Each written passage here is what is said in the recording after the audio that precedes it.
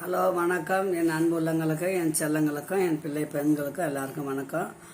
அம்மாவோட life story இது வரைக்கும் தொடர்ந்து கேட்டுக்கிற என் அன்பு செல்லங்களுக்கு எல்லாருக்கும் ரொம்ப ரொம்ப நன்றி. முக்கியமாக எனக்கு மெசேஜ் வாட்ஸ்அப்பில் மெசேஜ் பண்ணுறேன் என் செல்லங்களுக்கு.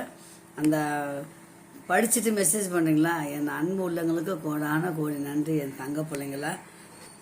இன்றைக்கி 13வது நாள் அம்மா லைஃப் ஸ்டோரி சொல்கிறேன். நான் ரொம்ப விவரமாக அதிகமாக வளர்த்துக்குன்னு போக விரும்பலை. சின்ன போர் அடிக்கும் இல்லைங்களா அவங்களுக்கும். அதனால் சிம்பிளாக நிறைய குறைச்சிக்கிறேன். வருஷத்துங்களை மாதத்துங்களெல்லாம் குறைச்சி சிம்பிளாக தான் உங்களுக்கு சொல்கிறேன் நான். அப்புறம் அந்த சுவிட்ச் பாஸ் கம்பெனியில் நான் வேலை பார்த்துட்டு இருந்தேன். அதில் ஒரு பாக்ஸுக்கு இவ்வளோதுன்னு காசு கொடுத்துருவாங்க. போட்டி போட்டுன்னு ஃபிட் பண்ணோம். அதுலேருந்து அது உள்ள பேட் பாஸ் மொத்தம் 31 ஐட்டம் கிட்டே இருக்கும். அது உள்ள அவ்வளவும் ஃபிட் பண்ணி அந்த கேபிள் ஆஃப் ஆன் கரெக்டாக உக்காந்து இத்தனை பாக்ஸு வச்சாதான் யாருக்கு இந்த சம்பளம் ஏற்றுறான்னு சொல்லி சார் சொல்லுவார். நம்ம சேடு தான். வருஷத்தில் ஒரு வருஷம் ஆயிடுச்சு. அப்படியே செஞ்சுன்னு இருந்தேன். 4 ரூபாய் தான் சம்பளம். வருஷம் ஆனாதான் ₹1 ஏற்றுவார். வாரக்கூலியான ஞாயிற்றுக்கிழமை காசு கிடையாது. சனிக்கிழமை வரைக்கும் தான். சனிக்கிழமை சாயங்காலம் நிற்க வச்சுன்னு 42 ரூபான்னு வச்சுங்களேன். கணக்கு பார்த்துக்கோங்க. ஒரு நாளைக்கு ₹7. 42 ரூபா சம்பளம் வாங்கின்னு இருந்தேன். சம்பளம் வாங்கிட்டு வந்தது ₹2 மட்டும் வச்சுப்போங்க. 40 ரூபா ஏதாவது அம்மா கையில் கொடுத்துருவேன். ஏதோ ஒன்று அவங்க ஏதோ கேட்குறது, ஒரு துணி கிணி வாங்கி கொடுப்பாங்க. உள்ளே போடுறது, வெளியே போகிறது, ப்ளவுஸு ஏதோ வாங்கி கொடுப்பாங்க. அவ்வளோதான். சாப்பிட்றோம். செலவுக்கெல்லாம் எப்படியோ போவோம். அப்புறம் 10 பைசா அவருக்கு எங்கள் வீட்டில் அவர் அப்பாவுக்கு மூக்கு பொடி போடுவார். அதுக்கு 10 பைசா கொடுப்பாரு. 90 பைசா அந்த பொடியோட ரேட்டு. பட்டணம் பொடின்னு பொடி டப்பா, பெரிய டப்பா இருக்கும். அது ஓட்டேரியிலேருந்து புஷ்பவாக்கத்துக்கு நடந்து போய் வாங்கிட்டு வந்தோன்னா 10 பைசா கொடுப்பார். அந்த 10 பைசாவை காலி பொடி டப்பா குடிச்சிட்டு போட்டுறாரு பார்த்தீங்களா. அது உள்ளார போட்டு வச்சு சாமி படத்துக்கும் பின்னாடி போட்டு வச்சிடும். யாரும் எடுக்க மாட்டாங்கன்னு போட்டு வச்சு அது ஒரு 45 ரூபா 50 ரூபா கிட்ட அப்படியே சேர்ந்துச்சுன்னு வச்சுங்களேன். அப்போது மௌன கீதங்கள் படம் வந்தது, இந்த பாக்கியராஜ் படம். அப்புறம் போயிட்டு அந்த படம் போய் நைட் ஷோ இட்டுமே காமிச்சாங்க. எல்லோரும் போனாங்க. அந்த அவ்வளோ மாதமாக சேர்த்த காசு அந்த ஒரு படத்துக்கு சரியாக போச்சுப்பாங்களேன். 45 ரூபா. எத்தனை பேர் நாங்கள்? அவங்க 4 பேர், நான் ஒன்று 5 பேர் போய் படம் பார்த்தோம். அப்புறம் வேலைக்கும் போயின்னு இருந்தேன். வேலைக்கு காலையில் எழுந்திரிச்சு எல்லா வேலை செஞ்சுட்டு அதே வேலைக்கு போவேன். அந்த 2 அதை சேர்த்து வச்சோன்னா அதுக்கு அப்படி அரிசி வாங்க சொல்லுவாங்க. பொன்னி அரிசி ₹1.80 அரிசி வாங்க சொல்லுவாங்க. நான் அங்கே போய்ட்டு சூப்பராக இருக்குதா நல்ல அரிசியாக வாங்கி ₹1.70 அரிசி கொடுங்கன்னு 10 கிலோ வாங்கினா அதில் ₹1 கமிஷன் அடிச்சு அதை போட்டு வைப்பேன். இது போய் வாங்கி தின்றதுக்கு தெரியாது எனக்கு. வாங்கி தின்ன மாட்டேன் எதுவுமே. எல்லாமே டப்பாவில் போட்டு சேர்த்து எங்கள் அம்மா எப்படி சேர்ந்தது, திடீர்னு எப்படி வந்ததுன்னு குட்டிக்கெல்லாம் கேட்பார் அவர். அப்புறம் சொல்லி நான் சேர்த்தேன், ஏதோ ஒன்று சேர்த்தேன். இப்போ அது பொடி வாங்க அனுப்பும்போது காசு, அம்மா கொடுக்குற காசு, பஸ்ஸுக்கு கொடுக்குற காசு எல்லாமே நான் சிறுவ சேர்த்து வச்சுருந்து அவங்ககிட்ட தான் கொடுப்பேன். அப்புறம் ஒரு நாள் என்னாச்சு, ஞாயிற்றுக்கிழமை வேலை செஞ்சாங்கன்னா அந்த கம்பெனிக்கு இந்த கதையை விட்டுடுவோம். அது டெய்லி ரெகுலராக நடக்கிறது தானே. ஞாயிற்றுக்கிழமை அன்றைக்கி வேலை ஓட்டி செஞ்சாங்கன்னா ஞாயிற்றுக்கிழமை ஓட்டி மாதிரி செஞ்சிங்கன்னா ஒரு நாளைக்கு ₹4 இல்லை சம்பளம், ₹2 ஏற்றி தரப்படும்னு சொன்னாங்க. ₹4 ஒரு வருஷம் வரைக்கும் ₹5 ஆச்சு. ஒரு வருஷம் ₹6, 2 வருஷம் செஞ்சேங்க. ₹6 ஆச்சு. ₹7 சம்பளம் போட்டு ₹2 கொடுத்தா நம்ம ₹9 வரும்ல சம்பளம் ஒரு நாளைக்குன்ட்டு ஒரே ஒரு ஞாயிற்றுக்கிழமை போய் செஞ்சேன். ஐயோ கத்துறாரு பாரு. ஞாயிற்றுக்கிழமை கறி மீன்லாம் ஆக்கணும்ல அவங்களுக்கு. அதனால் ஒரே சவுண்டு சத்தம். அப்புறம் என்ன ஆச்சு, இவங்க ஒரே பிரச்சனை. ஞாயிற்றுக்கிழமெலாம் எதுக்கு வேலைக்கு போகுது வருதுன்னு. ஞாயிற்றுக்கிழமை அன்னைக்கு ஓட்டி செஞ்சுட்டு மத்தியானம் சாப்பிட உட்காடுறேன். அப்படி பேசுகிறாரு அவர். ₹2 போனியா இல்லை அங்கே யாருன்னா பார்க்க போனியா, அப்படியே இப்படி ஒரே சண்டை. அப்புறம் அம்மாவும் என்ன பண்ணாங்க, 3 வாரம் செஞ்சேங்க. காசு எத்தனை இவங்களுக்கு தானே கொடுக்குறேன், நான் என்ன செலவாக பண்ணுறேன். அவ்வளோ பேசினார். அப்புறம் என்ன பண்ணிட்டாரு, அசிங்கமாக பேச ஆரம்பிச்சிட்டார். எனக்கு அது தாங்க மாட்டேன். அசிங்கமாக பேசினா எனக்கு தாங்காது. இது அங்கே போகுது இங்கே வருது, அங்கே வேலை மேலே எவனே பேச்சு வச்சுருக்குது. அதனால தான் ஞாயிற்றுக்கிழமைனா பேசுறதுக்கோசரம் தான் இது முன்னாடியே ஓடி போடுது வேலைக்குன்னு சொல்லி நமக்கு டென்ஷன் ஆகிப்போச்சு. என்னடா இப்படி பேசுகிறாரு. அம்மாவும் அவங்க அந்த ஆள் அவரை பேச்சு கேட்டுன்னு 2 பேரும் சண்டை போடுறாங்க. அக்கம் பக்கமும் யாரும் கேட்க மாட்டாங்க. இவ்வளோ உழைக்கிறோம் வேலைக்கு போகிறனால அவ்வளோ பேச்சு பேசுகிறாங்க. அப்புறம் கையை வாங்க வந்துட்டார். கை அப்படி பிடிச்சிட்டேன். கையை மேலே வைக்கிற வேலை வச்சு நான் போலீஸ் ஸ்டேஷன் போயிடுவேன். எங்கள் அப்பாவே என்ன இது வரைக்கும் அடிக்காமல் வளர்த்தது, நீ யார் என்னை அடிக்கிறதுக்குன்னு கேட்டேன். எங்கள் அம்மா அதுக்குள்ளே நீ எப்படி அவரை வந்து அப்படி பேசுவேன்னு சொல்லி எங்கள் அம்மா மயிறு பிடிச்சி ஜிம்மினாங்க அடிக்கிறாங்க. என்னால் தாங்கவே முடியல செல்லங்களா, இவங்க படுத்துகிற இம்சை தாங்கவே முடியல. என்னடா பண்ணுறது, அடி வாங்கினாங்க. அந்த ஆள் அடிக்கிறாரு, எங்கள் அம்மாவும் அடிக்கிறாங்க, மனசே தாங்க முடியல. என்ன பண்ணாங்க, ஒரு ராத்திரி ஃபுல்லாக பக்கத்தில் உட்காந்து அழுதுக்குன்னே உட்காந்து பக்கத்து வீட்டில் ஹவுஸ் ஓனர் வீட்டில் உட்காந்து திட்டினாங்க, அடித்தாங்களே, எங்கேயும் போக முடியல. நம்ம என்ன பண்ணோம், ஹவுஸ் ஓனர் அக்காவிட்ட உட்காந்து டிவி படம் பார்த்துருந்தேன். அவள் தான் உள்ளுக்க தாப்பால் போட்டு படுத்துட்டாங்க. இவங்க ஒரு நாள் ஃபுல்லாக வெளியே உட்கார வச்சுருந்தாங்க. என்ன ஓட்டி செஞ்சேன்னு ஒரு காண்டு வெளியே உட்கார வச்சாங்க. சாப்பாடும் போடலை, ஒன்றும் போடலை, வெளியே உட்காந்துருந்தேன் பாருங்க. ராத்திரி ஃபுல்லாக உட்காந்துருந்தேன். அப்புறம் ஹவுஸ் ஓனரோட அந்த அக்காவோட ஹஸ்பண்ட் வந்தார். வயசு பொண்ணு ராவானா இந்த மாதிரி வெளியே ராத்திரியில் உட்கார வச்சிங்களே, ஏதோ ஒன்று கிணறு கிடக்குது வீட்டில், ஏதோ ஊஞ்சி செத்து போனால் எங்களுக்கு தானே பிரச்சனை வரும், நீங்கள் இந்த வீட்டிலேருந்து இந்த மாதிரி பண்ணுறீங்களேன்னு ஹவுஸ் ஓனர் என்ன பண்ண சத்தம் போட ஆரம்பிச்சுக்கிறார். சத்தம் போட ஆரம்பித்தோன்னா அவர் இல்லைப்பா நாங்கள் பார்க்குறோம், இல்லைன்னா வேறு வீடு காலி பண்ணின்னு போயிடுறோம் நாங்கள் சொல்லிட்டு ஒரே சண்டை. இங்கே இந்த இதாக தானே வந்தது, இவங்க வந்து இட்டாந்து அது மூஞ்சப்பாரு, அத்தைப்பாரு, இத்தைப்பாரு, பெத்தா அப்பான்னு திட்டினாலே நம்மளால் ரோஷம் தாங்க முடியாது. இது ஏதோ ஒரு வழியில் வந்த மாதிரி வந்து நம்ம போய் அம்மாவிட்ட போய் போந்தது எனக்கு அந்த தப்பு ரெடி தெரியாது, நான் போய் சேர்ந்துட்டேன். என்ன பண்ணாங்க, கோவத்தில் மறுநாள் அம்மா எழுந்து வேலைக்கும் போயிட்டாங்க. சாப்பாடும் இல்லை, கம்முன்னு இருக்கிற வேலையெல்லாம் செஞ்சுட்டு என்ன செய்யுதுன்னா அந்த ஆள்கிட்ட பேசுறதுக்கு கஷ்டமாக பிடிக்க மாட்டேங்குது. நேற்று அவ்வளோ பேசுனாரு, எப்படி பேசுறது அப்படின்ட்டு நான் சிறுக சேர்த்துங்க 150 ரூபாய்க்கு ஒரு வாட்ச் வாங்கி வச்சுருந்தேன். அந்த ஸ்டீலில் வந்து பட்டை போட்ட வாட்சி ஸ்டீலில் வாங்கி வச்சிருந்தேன். ஒரு வாட்ச் எனக்குன்னு ஒரு வாட்ச் தான், அந்த பொருள் தான், வேறு எதுவுமே கிடையாது. எனக்குன்னு ஒரு பொருள் கிடையாது. மூக்கு குத்தி வச்சுருந்தாங்க, வெள்ளியில் கம்பி போட்டு இப்படி முடுக்கி வச்சுருந்தாங்க எங்கள் அம்மா. தங்க மூக்குத்தி கூட கிடையாது. அப்புறம் வேலைக்கு போயிட்டு எனக்கு நான் விடலை. அப்போ திங்கக்கிழமை வேலைக்கு போயிட்டேன். திருப்பியும் மறுவாரம் சண்டை. இப்படியே 3 வாரம் தொடர்ந்து சண்டைங்க அமுக்கலாம். அப்படி பார்த்தேன், இதுக்கு மேலே நம்ம இங்கே இருந்தோம்னா நமக்கு இங்கே கஷ்டம். நேராக போய் இப்போ அப்பா வீடு இருக்குது, அப்பா கிட்ட போய் சொல்லுவோம்.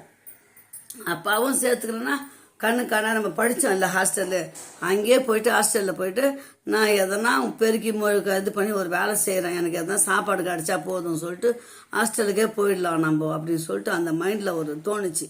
ஆனால் சாவணும்னு எண்ணெய் வைக்கல. ஏன்னா எங்கள் அண்ணன் வந்து சத்தியம் வாங்கிட்டான், சாவர எண்ணெய் வைக்கக்கூடாது, எப்போவுமே வந்து வாழ்ந்து காட்டணும், சாவர எங்கன்னா செத்து போனான்னு சத்தியம் வாங்கிட்டான். இதுக்கு மேலே நம்ம இவங்ககிட்ட இருந்தாலும் பிரச்சனை. இந்த ஆள் அடித்தான்னா ஸ்டேஷனுக்கு போகவும் முடியாது. வயசு ஃபுல்லாக ஸ்டேஷனுக்கு போனாங்க, எதனா பண்ணிட்டாங்கன்னா அந்த ஒரு பயம் வேறு எனக்கு. அப்புறம் பார்த்தேன், இவங்க அம்மா வந்து அந்த ஆளுக்கு பக்கமாக பேச ஆரம்பிச்சிட்டாங்க. என்னடா வயசு பொண்ணாச்சு, எங்கே போவா வருவாள்ல, அதுக்கு எதுக்கு அப்படி பேசுனாங்க தெரில, அப்படி பேச ஆரம்பிச்சிட்டாங்க. எனக்கு பார்த்தேன். அப்போது பசங்க வந்து சின்ன பிள்ளை, வயசுக்கு வரல அந்த பொண்ணு, அந்த தங்கச்சி, அவருக்கு பிறந்தது தங்கச்சி ஒன்று, தம்பி ஒன்று, அது ரெண்டும் நிற்குதுங்க, எதுவுமே பேசாதுங்கன்னா. நான் அதுங்க நல்லா பார்ப்பேங்க. ஸ்கூலுக்கு எதுவுமே விடுவேன், சாப்பாடு கடை எதுவுமே ஊட்டிட்டு வருவேன், இட்டுன்னு வருவேன், அந்த அளவுக்கு செய்வேன் நான் அதுங்களுக்கு. அப்புறம் பார்த்தேன், இதுக்கு மேலே இவர்கிட்ட அடி வாங்க முடியாது, நம்மளால் இங்கே இருக்க முடியாது சொல்லிட்டு ஹவுஸ் ஓனர்கிட்ட சொன்னேன். அக்கா அது உப்பு விற்கிறவங்க ஒருத்தவங்க தான் அங்கே சொல்லிச்சு, நீ பாரு நீங்கள் இருக்கிறதெல்லாம் நீ உங்ககிட்டலாம் இருந்து சரிப்பட்டு வராது, இன்னைக்கு அடிப்பான், நாளைக்கு ஆள் இல்லாதபோது மேலே கையை வச்சான்னு வச்சுக்கோ, அது பிரச்சனை ஆகிடும். பெத்தேன்னா பெத்த அப்பம் கிடையாது.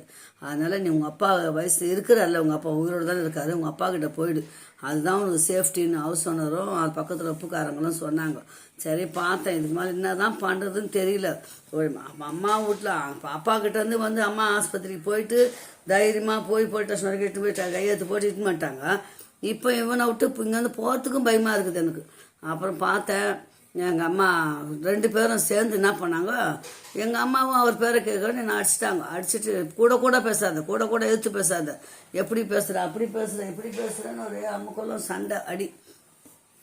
பார்த்தேன், இதுக்கு மேலே கை வச்சிங்கன்னா நான் கண்டிப்பாக எதனா எழுதி வச்சுட்டு செத்து போயிடுவேன் சொல்லிட்டேன். அவள் கதை மூட்டாங்க. என் தங்கச்சி மட்டும் நின்றுந்தா, அவகிட்ட மட்டும் கூப்பிட்டேன், என் வாட்சி மட்டும் எடுத்து கொடுத்துருமா, நான் போகிறேன். கட்டின துணியோட ஒரே ஒரு பாவாடை தாவணி தான் கட்டின்னு இருக்கிறேன். அந்த பாவாடை தாவணியோடு நேராக வந்துட்டேன். எங்கே வந்துட்டேன், எங்கள் அப்பா வீட்டுக்கு வந்துட்டேன்.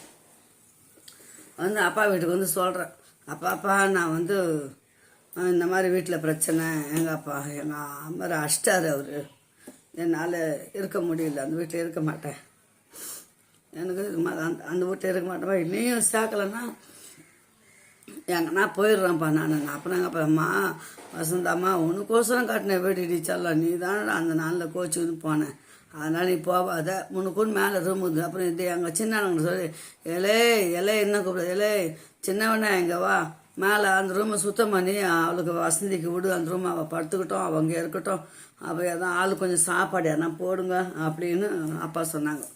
அக்காவும் அதே வீட்டில் இருக்குது, அண்ணன் முன்னாடி இங்கே இருக்கிறாங்க. அப்பா வந்து கடையிலே படுத்துக்குவார், வெத்தலை பாக்கு கடையிலே படுத்துப்பார். தம்பி ஒரு ரூமில் இருக்கிறான். தம்பிக்கு ஆனால் கல்யாணம்லாம் பண்ணலை, அவன் தனியாக படுத்துன்னு ஏதோ வேலை செஞ்சு சாப்பிட்டுக்கிறான்.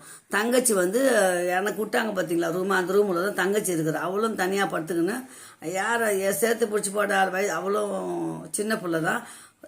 சாப்பாடு போடுவாங்க போலக்குது. அவள் வேலைக்கு போயிட்டு வந்து ஏதோ கொடுத்துட்டு அக்கா கிட்ட சாப்பிட்டுக்குன்னு அங்கே அப்பாக்கிட்ட அங்கே போய் இருந்துக்கிறான். அண்ணனும் போடுவானா அவளும் போடுவாங்க போலக்குது, எப்படியோ அங்கே இருந்துக்கிறா அவள் தங்கச்சி. அப்புறம் நான் என் கூட தான் இருக்கிற மாதிரி ரெண்டு பேரும் அவளும் சின்ன பிள்ளை, நீ வயசுக்கு வந்த பொண்ணு, ரெண்டு பேரும் ஒன்றா படுத்துக்கோங்கன்ட்டு அந்த ரூமை விட்டாங்க. அந்த ரூமில் தான் இருந்தேன். அந்த ஒரே தாவணி பாவாடை என்ன பண்ணுறது, வேறு தாவணி இல்லை. தங்கச்சி வந்து அரை பாவாடை முக்கால் பாவாடை போடுறப்போ, சின்ன பிள்ளை வயசுக்கு வரல என் தங்கச்சி, கூட போன தங்கச்சி. வேலைக்கு போனேன் இடத்துல போய் பசங்கக்கிட்ட மறுநாள் போய் சொல்லி அழுகுறேன் பசங்கக்கிட்ட. எங்கள் அக்கா என்ன பண்ணா, எங்கள் அக்கா ரொம்ப நல்லவ மாதிரி பேசினா ஒரு நாளில், நான் பார்க்குறேன் செய்கிறேன் சம்பாரிச்சு கொடுன்னு சொன்னான். ஆனால் அவங்க குழந்தை பீ மூத்திரத்துலேருந்து சாப்பாடு ஆக்கிறதுலேருந்து எல்லாம் இங்கே ஒரு 6 மாதம் எங்கள் அக்கா வீட்லேயும் கஷ்டப்பட்டேன். வேலைக்கு போவேன், கஷ்டப்பட்டேன். அம்மா விட்டு வந்துட்டோமே. ஆனால் அக்கா வீட்டில் அது கையில் தான் துணி துவைக்க சொல்லும், அவ்வளோ துணி துவைப்பேன். கறியை மீன் எல்லாம் கழுவி கொடுத்து எல்லாம் செஞ்சு வேலையெல்லாம் முடிச்சுட்டு அதுக்கப்புறம் அந்த அம்மா எதனா கொடுக்கறது நம்ம சாப்பிட்ணும், எங்கள் அக்கா கொடுக்கறது சாப்பிட்ணும். அப்படி தான் கதை போயிருந்தது. அப்படியே என்ன பண்ணேன், 6 மாதம் தள்ளிட்டேன். அதான் எப்படின்னா, எங்கள் அக்கா என்ன பண்ணுவா, பழைய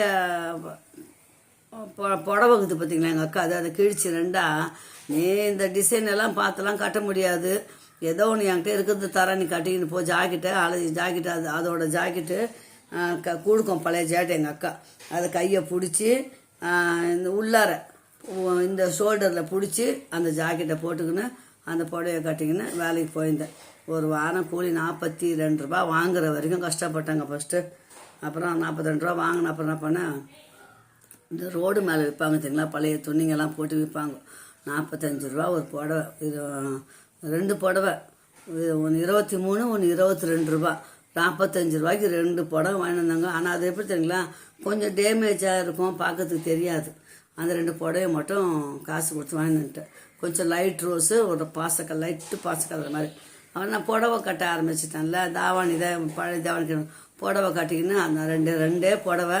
அப்புறம் எங்கள் அக்கா 2 ஜாக்கெட் கொடுத்தது, அந்த ஜாக்கெட்டை துவைச்சி போட்டு மடிச்சு போட்டு பிடிச்சின்னு வேலைக்கு போய் கௌரவமாக போயின்னு வந்துன்னு இருக்கிறேன்.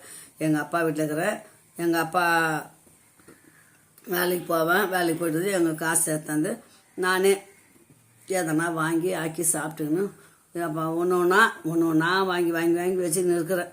நான் இன்றைக்கி என்ன பண்ணிட்டேன், ஒரு நாள் உடம்பு சரியில்லாத போச்சு எனக்கு. ஹாஸ்பிட்டலுக்கு காசு வேணும் இல்லைங்களா, ரொம்ப திடீர்னு வயிற்று வலி ஒரு மாதிரி ஆகிப்போச்சு. இருந்த காசு அப்போ டாக்டருக்கு 5 ரூபா ஃபீஸு, மருந்து மாத்திரை எல்லாம் நான் என் ஃப்ரெண்டு அந்த ஹாஸ்பிட்டலில் வேலை செய்கிறப்போ, அந்த இது கம்பெனியில் வேலை செய்கிறப்போன்னு ஹாஸ்பிட்டலுக்கு எடுத்துகிட்டு போய் அவங்க அம்மா தெரிஞ்சவங்க டாக்டர் இட்டுன்னு போய் ஹாஸ்பிட்டல் எடுத்துன்னு போய் மாத்திரை வாங்குது. யார்கிட்டனா பார்க்க மாட்டாங்க, கவர்மெண்ட் ஆஸ்பத்திரிக்கு தான் போக சொல்லுவாங்க. ஒரு வருஷங்க அப்படியே கஷ்டப்பட்டு தள்ளனாங்க. இதுங்க என்ன பண்ணாங்க, அம்மா வீட்டிலேருந்து வந்தேன் பார்த்தீங்களா, வந்த கையோட அந்த கதையை முன்னே சொல்லியிருக்கேன், உங்களுக்கு சொல்லலை. ஒரே ஒரு தாவணியோடு தானே வந்தேன். அந்த ஒரு தாவணி அலசியை போட்டுட்டு பாவாடை சட்டையோடு படுத்து கிடப்பேன். நைட்டு காலையில் எழுந்திரிச்சு தாவணி எடுத்து கட்டிக்கின்னு வேலைக்கு போயிடுவேன். டவுல் எடுத்து இடுப்பில் கட்டிக்கிட்டு தூங்கி வந்து அந்த பாவாடையை அழைச்சிப்போ நைட்டில் அரை காய அப்படி போயிருந்தேன். அதுக்கப்புறம் தான் எங்கள் அக்கா மனசு கேட்காத, அக்கா பார்த்து மாமா திட்டினார் போட்டு, அந்த பிள்ளைக்கு துணி கூட இல்லை, எதனா பழைய துணி இருந்தால் கொடு எதனா அப்படின்னு ஒரு புடவை மனசார ஒரு புடவை பழைய புடவை கிழிச்சு கொடுத்தா. அதை கட்டிக்கின்னு அப்படியே வேலைக்கு போயின்னு வந்தேன். அப்புறம் தான் 45 ரூபா சம்பளம் வாங்கி 2 காட்டன் சேரீ எடுத்தேன்னு சொன்னேன் இல்லைங்களா, 2 காட்டன் சேரீ எடுத்தேன். அந்த அலசி போட்ட தாவானியை கூட எங்கள் அம்மா அங்கேருந்து வந்து, இவ துணி இருந்தா இன்னும் சம்பாதிக்க தைரியமாயிடும், அந்த ஈர துணியோட தூக்கின்னு போயிட்டாங்க எங்கள் அம்மா. ஒரே ஒரு தாவணி தானே கட்டின்னு வந்தேன். அது என்ன கலர் தாவணி, அலசி போட்டு ஈரத்தோடு இருக்குது, கலர் பிடிச்ச சாயம் பிடிச்சி கொடுப்பாங்க பார்த்தீங்களா, அந்த தாவணி தூக்கின்னு போயிட்டாங்க. அவ்வளோ கஷ்டப்பட்டாங்க. கஷ்டப்பட்டு ஃபுல்லாக 45 ரூபாய்க்கு 2 புடவை வாங்கினோம். ரொம்ப சந்தோஷம். அந்த டேமேஜ் புடவை தான் இருந்தாலும் தெரியாது, கண்ணுக்கு சில கிழிஞ்சல் இருக்கும். அதை மீதி கதையை நாளைக்கு உங்களுக்கு சொல்கிறேன் செல்லங்களா. இந்த அம்மாவோட சேனலை பாருங்கள், லைக் பண்ணுங்கள், ஷேர் பண்ணுங்கள், கமெண்ட் பண்ணுங்கள், கண்டிப்பாக சப்ஸ்கிரைப் பண்ணி பாருங்கள். எனக்கு பிடிச்சிருந்தா பிடிச்சிக்குதுமான்னு சொல்லுங்கள் செல்லங்களா. அப்போ தான் அம்மா இன்னும் நிறைய கதை இருக்குது. இன்னும் வந்து கொஞ்சம் சீக்கிரம் சட்டுன்னு முடிச்சு நம்மளுக்கு போர் அடிக்காத. ஓகே செல்லங்களா, பாய். மீண்டும் ஒரு நல்ல வாய்ஸ் வீடியோ சந்திக்கலாம். பாய் செல்லங்களா.